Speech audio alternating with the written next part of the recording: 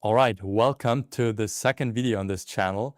I'm Leon Laumann. I'm the CEO and founder of Lithoris. We're an email marketing agency and we help clients get phenomenal results with email and SMS marketing. So to talk less about me right now, I actually want to help you today to kind of analyze your abandoned cart flow and see if there are some areas where you might actually want to improve the flow so that you generate more revenue from it. So lucky enough that I don't create these flows, I still see some flows and I just get goosebumps. So we're actually gonna go over that in a second. But before we actually go into detail on what makes bad abandoned cart flows, what makes good ones, how to fix yours at the end of the day, I just want to give you some quick context right here. You can see these are some recent wins that we achieved for one of our clients. And basically you can see we took one of this client's revenue from 7 to around 30% attributed revenue within a few weeks. So pretty phenomenal, as well as the engagement metrics for the campaigns. You can see the results are incredible, actually. Just so you know, I actually know what I'm talking about. So to dive right in, most abandoned cart flows, at least from my perspective, actually look fine on the surface. Like the emails are set up, the discounts are added, you have some reminders and some stuff going on there. But the real problem is actually that most abandoned cart flows are actually built too simply. So we also sometimes see the other way around, but most of the time the flow is just not really structured well. So you maybe have one or two reminder emails, you don't really have a strategy behind them, no real urgency, nothing really that tells people that they should actually complete the order and that gives some incentives maybe also other than providing discounts all the time. So the first mistake is really that most of the time flows are too short. So you can see right here, I'm just in a quick demo account right now. So you can see this is a typical abandoned cart flow. Maybe it also reminds you of your own flow, potentially. So you can see when someone added to a cart, that's the metric that triggers this flow. You want to wait around 2 hours, which is pretty solid. Of course, you want to see how this flow also acts in accordance with other flows. So then you have the first email, you wait 3 days, you have one last call. Most of the time, the first email just reminds people that they just forgot something, and the second email tells them, hey, complete your order, or maybe you introduce a discount. And some flows may also have a third email where it says, don't forget you have your discount, complete your order now. But that's basically it. So your abandoned cart flows are missing out on some revenue because they're just too short and there's no real urgency, there's no real value, there's no social proof. And this flow right here is planned out by myself. I just created it in a demo account, but it's actually pretty similar to a lot of flows I see. So back in the docs, mistake number 2, I already mentioned it before, so it's no real urgency. If you tell people, hey, your cart is waiting, or don't leave your cart, you're creating some kind of urgency because people are reminded of their cart. But at the end of the day, you don't give them a real reason to act. There's no deadline, there's no scarcity, there's no real incentive, whether that's a discount or any other incentive you could think of. So maybe also a product with their purchase. This is also something that you can do, or free shipping or something like that. So you really want to test out different incentives here. Now, mistake number 3 is actually the timing. Most of the times the flow is either too fast or too slow. So I've seen everything across the board. It's either the flow is like 2 days long, 1 day long, maybe 3 days. But on the other hand, I see brands where the flow's 40 days long and I don't even know what they're doing, but they're not creating any urgency. After 40 days, when just imagine yourself being in that position, when you leave your cart with some random brand basically, and they remind you 40 days later that your cart is still waiting, you don't even know what cart they're talking about. So you really want to find a middle ground here. You really want to not lose high intent buyers and find a sweet spot. The fourth and last mistake is, of course, generic emails.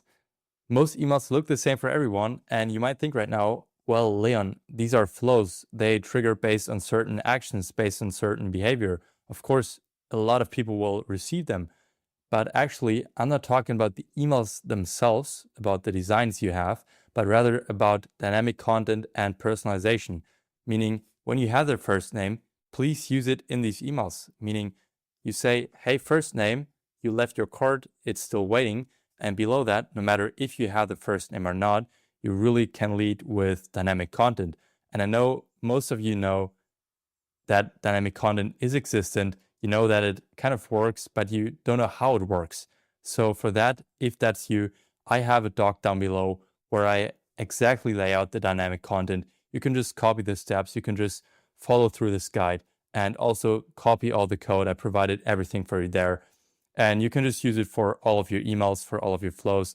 It's about all the abandonment flows. So just use it, paste in the abandoned cart dynamic content, and you're good to go. Now, you might want to know what high converting abandoned cart flows actually do. Simply put, they're built to convert. We both know it. You know it. I know it. You don't really care about the open rates. You don't really care about the click rates. Actually, honestly, the open rates could be 20%. The click rates could be 0.2% or something. But if your conversion rates are still fire, you wouldn't really care. Of course, this is an indicator of bad deliverability, and this is not a usual scenario. So conversion rates always depend on open and click rates, but that's another story. So basically, you want to kind of orient by these flows. So you want to have more emails. If that's you, if you have 1 or 2 or 3 emails, you might at least want to have 3 to 4 emails, of course, depending on your brand. And you really want to stretch them out so that you have somewhere between 8 to 12 days of abandoned cart flows. So this is actually a bit on the longer end, but I personally prefer longer flows because even after 10 days, people will still remember that they abandoned the cart. And if your last emails of this flow are just not converting at all, you can still delete them later. So next thing you want to have is a mix of angles. You really want to nail these. You want to have a reminder. That's pretty self-explanatory, I hope. And then you also want to have social proof. Just one testimonial below one email of those is completely sufficient. This is already a good social proof. And quite honestly, if you have 3 testimonials listed below each other, people don't really read those, and you just want to have one really relevant social proof, one really relevant testimonial, basically. And then, of course, later on in the flow, you really want to lead with urgency, of course, because we both know it again. People want to buy, they want to buy your products, but if you don't give them a reason to, they won't buy, because you want to give them some incentive, you want to give them some urgency, you want to give them some deadlines, maybe the product is running low or something like that. You just want to tell them. So that's why I also have, of course, incentive, last but not least. Give them some discount, even though your brand is high quality. Maybe it's a luxurious brand, for example.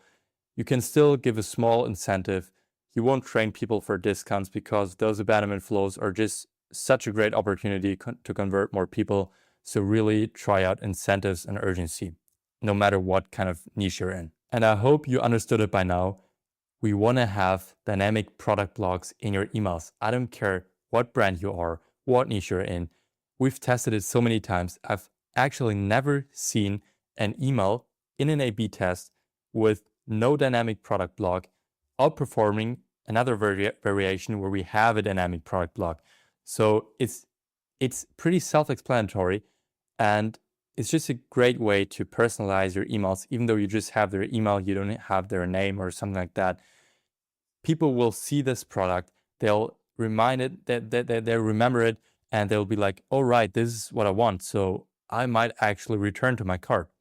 So last but not least, I say it multiple times. I will say it in the videos coming in the future. I said in my first video, each email has a purpose. Please, guys, if your email just sends out for the purpose of being an email, don't do it, please. All right.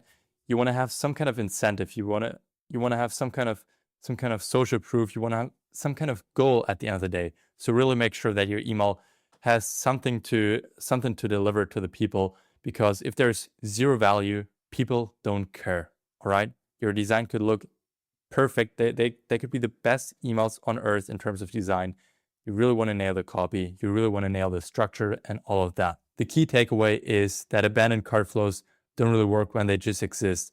You really not want to set up the flow and have 2 emails running there, just hoping that one of those emails catches some people and returns them to their cart. By doing that, your conversion rates will just suck. I can promise you that.